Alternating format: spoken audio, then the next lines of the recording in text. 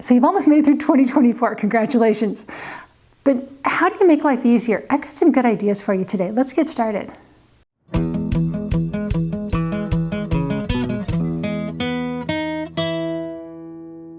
So hey, I'm glad you're with me today. I haven't done a teacher video for you guys in a while, and I'm so sorry about that. I've been doing some car videos, but I just wanted to congratulate all my teacher friends out there and other teachers of the world, as you have probably made it through half of your school year. I always liked it when the first semester ended at Christmas break. So you could come back and literally, new year, new semester, and sometimes even new classes. So you've made it that far. So the first thing you want to do is you need to take care of yourself a little bit. Because everyone works so hard anymore, not just teachers, but everybody. Everyone is just working so hard, and there's some things we can do that can make life easier. And I've got several ideas for you today, but the first one is I want to just make sure and encourage you guys to take a few minutes for yourself every single day. Whether that's reading a book, going for a walk, getting some exercise, just a few minutes of no kids, whether they're your own kids or your furry kids, away from maybe even your significant other, just a few moments to focus on who you are, because sometimes we get lost in everything. But biggest thing I found when I was still teaching, which I'm a year and a half out of the classroom now, but it was the balance. I saw teachers in my building that would be there till 5 o'clock at night, 6 o'clock at night, and our school released at 2:30. I'm like, what are they doing there? Why don't they go home? And I'm not talking about quiet quitting or any of those cutesy little names that we have given every little thing, every little process we do any longer. I'm not talking about that. I'm talking about work and home. And there is something that we should not bridge across this. We need to keep work at work, and maybe even some of the issues I have at home. But a lot of times, especially as teachers, we end up taking those things home, like for grading and things like that. You can't do that. You need to divide out. Now, how are some things you can do? Well, I was an art teacher, and so I was smart. I didn't grade absolutely every little thing. I graded the final project.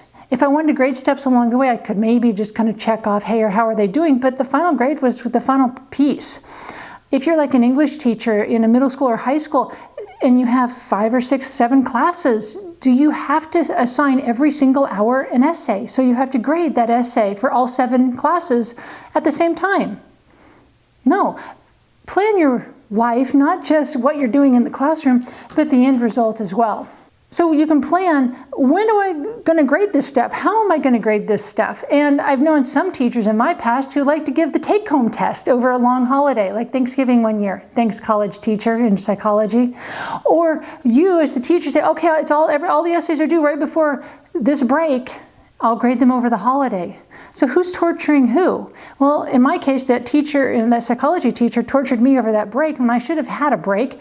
And you as the teacher, you're torturing yourself by having to grade a whole bunch of essays. Now, unless you really think that is fun, that's totally you. But I know a lot of English teachers in my day, of my 26 years teaching, that hated grading essays. So it's up to you. The next one is, here's some shortcuts. I've found a lot of shortcuts to make life easier. And in this case, several of them are in the kitchen. Let's go hop into my kitchen real quick. So one thing I've discovered when I was teaching is that if I opened another can of soup for supper, I don't know if I could have ingested it or if the family would have just totally mutinied on me.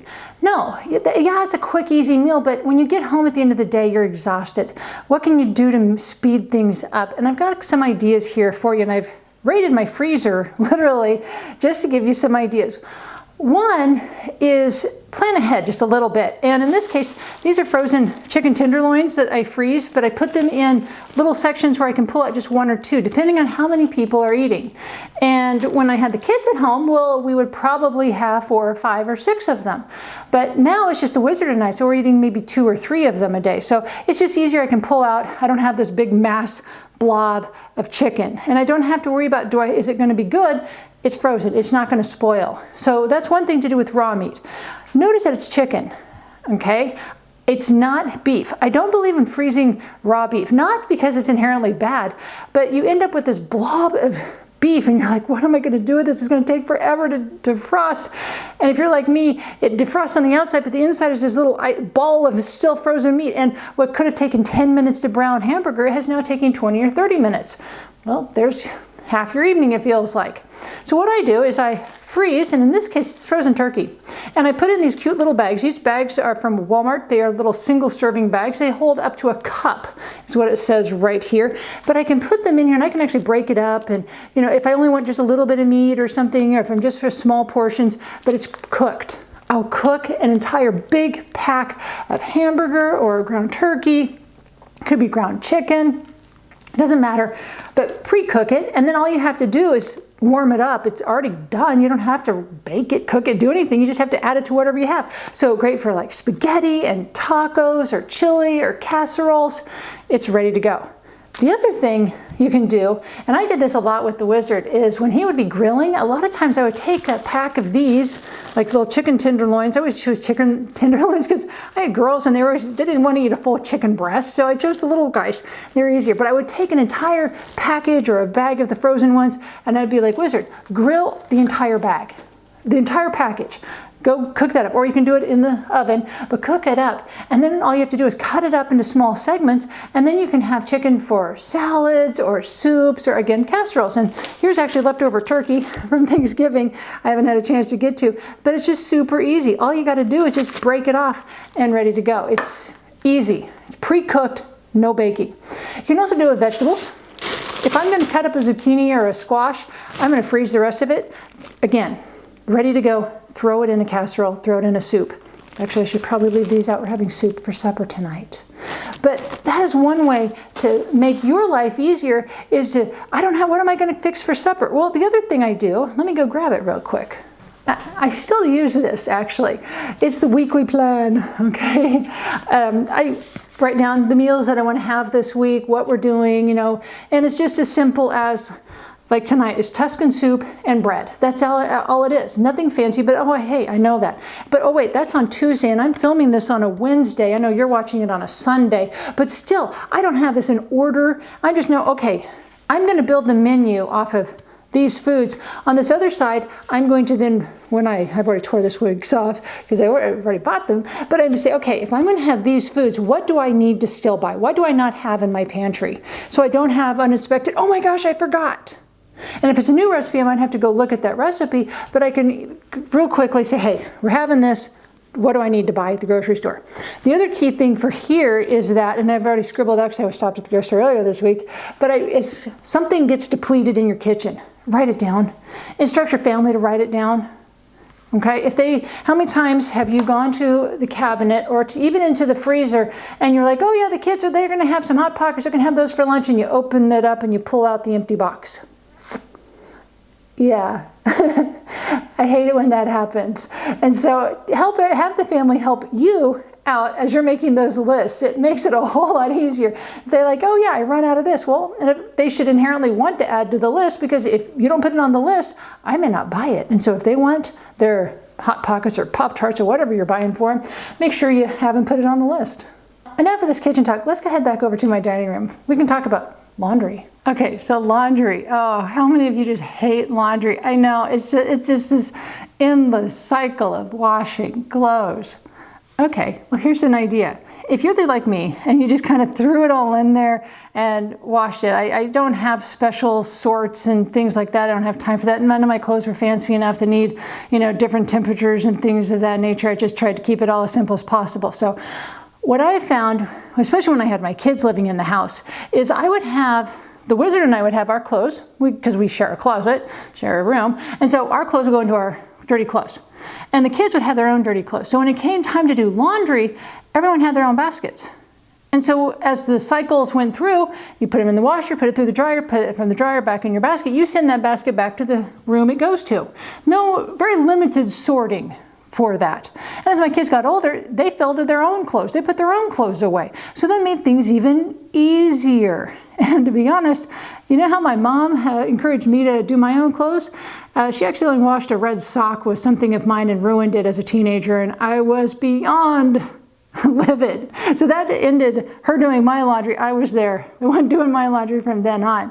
But that's one of those ways that you can help with the sorting a little bit. You're not sorting for 3 or 4 or 5 different rooms. You're just sorting for one room that can be folded, put back into that one space. So that's one way to help.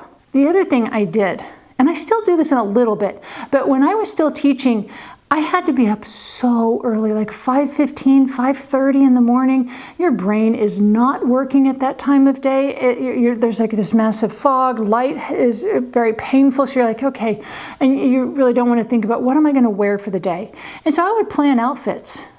I'd get everything ready to go. I'd get, the top, the bottom, the undies, the socks, everything ready to go. And I even would use like a sweater organizer. Or you could put it in like shelves if you have that in your closet. And so all I would have to do is go and grab whatever I wanted to wear. It didn't have to be in day order. I mean, it could be if you wanted, but it could be ready to go. You didn't have to think about, oh, what am I going to wear today? Were there times I would trade stuff out? Yeah, there would be some times it's like, oh, I don't want to wear this sweater. It's itchy. I'll wear this one instead. But I wasn't going through and pouring through my closet. No. Yeah. Now, I even did this when my kids were little. Made sure that they at least had the next day's clothes ready to go and planned, including their shoes, knowing where everything was. For some years, it was me getting them ready, going really early in the morning. Other time, as life changes, the wizard was taking them to school and to daycare. And so he was the one making sure they got out the door on time. So yeah, they got to sleep a little bit later, but had to make sure that everything was well planned. Now, talking about getting out the door, especially in the morning, plan ahead. Again, it's more planning ahead. You have to just think just a little bit and plan for some grab and go items. When I was still teaching, I would have my thermos ready to go with the coffee. I'd have the Keurig cup ready to go. All I had to do is turn it on, push it down, brew the coffee, fill my little carafe up, and off I went. I would drink my coffee at my desk. I know they say don't do that, don't eat separate, but I like doing it that way because I could relax, I could read my emails, I could maybe plan just a little bit. I would have like a granola kind of bar that I would make ready to go, and I could start my day calmly. That was my plan. If you're feeding kiddos, don't give them 12 options. Give them like 2. You're either getting the Pop-Tart or the little donuts, okay? Or you're getting a bowl of cereal or you're getting Eggo waffles. Whatever it is, don't give them 12 different options. If they say, well, I don't want those, it's like, well, you better choose one or the other. It's kind of funny, isn't that a strategy we learn in the classroom? How to do this? But it's so hard to do when you have it with your own kids. I don't know why that is. Maybe they know all your ins and outs and all your buttons and everything like that. I don't know, but just give them 2 options. Okay, it makes life easier. They can even choose it the night before if you'd rather. But the last thing I have is if you have like something you need to remember that day, put a Post-it note, put something on like your keys, your wallet, your phone. I used to like staple it to the lunch handle bar, my lunch bag. So I would remember, oh yeah, don't forget this, especially if it was something like in the refrigerator. It's like I couldn't leave it out the night before. So those are some things that I have done to make my life easier. Some of them I don't do any longer because I'm no longer in that classroom, but I still am busy. I still don't like to get up early and worry about, oh gosh, what am I going to do? What am I going to wear?